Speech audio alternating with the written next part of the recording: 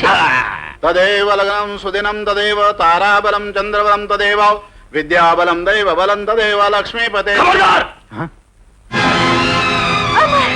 ક્યાં જાય છે અમર તું? હા, માનગઢના પાદરમાં પગ મુકતાની સાથે જ મને તારા કપટની જાણ થઈ ગઈ કપટી. અને હવે હું માલણને વરીશ અને તું મોતને. સિપાહીઓ,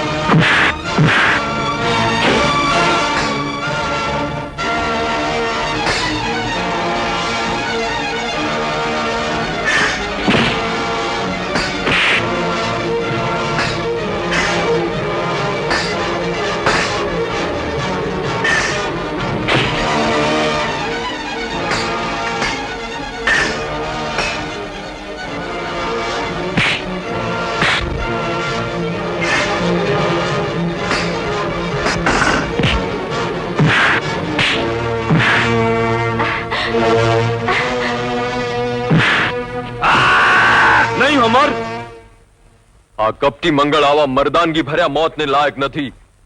એને તો ગુનેગારનું મોત મળવું જોઈએ. અને મહારાજ, આ શુભ મુહૂર્તમાં માલણ અને અમરના લગ્ન થશે. હા, ને એની વેદીમાં નારિયેળની જગ્યાએ આ કપટીનું માથું ઉમાશે. રડની રૂપા, તારા ભાઈના પાપ એવા ભૂંડા છે કે તારા જેવી નિર્દોષ બહેનના પવિત્ર આંસુ પણ એ પાપને નહીં ધોઈ શકે. હું જાણું છું, પણ ગમે તેવો તો એ મારો ભાઈ છે. કઈ બેને એના ભાઈનું મોત ગમે? હા મહારાજ, આ શુભ અવસરમાં કોઈનું લોહી રેડાશે તો આપણી માલણનો સંસાર ગોઝારો ગણાશે. ઠીક છે સૈનિકો,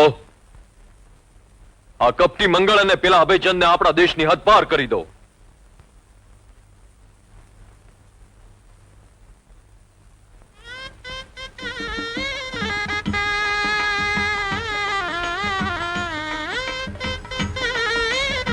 આમ રખડી રખડીને થાકી ગયા. હવે તો કોઈ ગઢને દરવાજે ધામા નાખીએ. ગઢને દરવાજે ધામા? પણ શું કામ?